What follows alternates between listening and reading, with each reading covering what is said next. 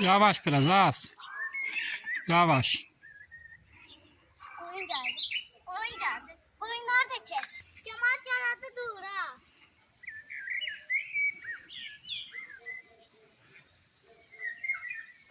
Şöyle mavi değil. Şöyle. Hadi onun üstündeki cöylerin adı çek.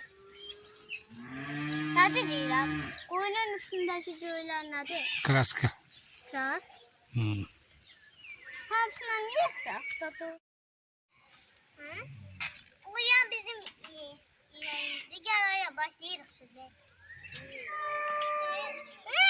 Hadi. Ana.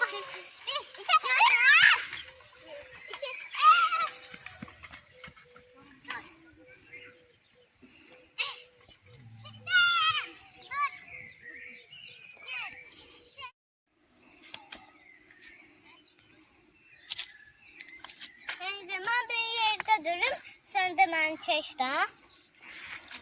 Yaxşı? Sen bir də mən şəkil çəksən. Çekerim sonra. Şəkil çək. Hala video çekerim de. Sunacağım görüm. Cerdo. Ne vardı? Cerdo. Gel. İçeri koy.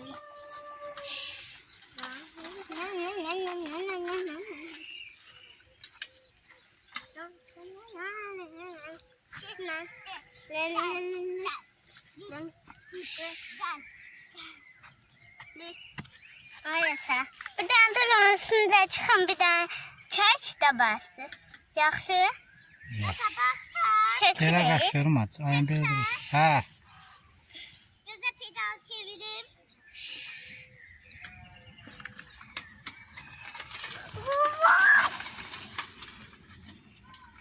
Yavaş.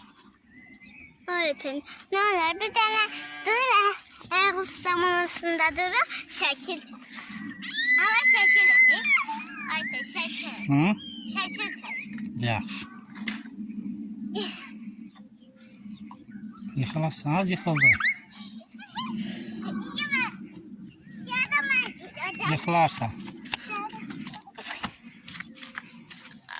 Korkutma canım. Ne kadar da pis görünürsen. Düşün aşağı.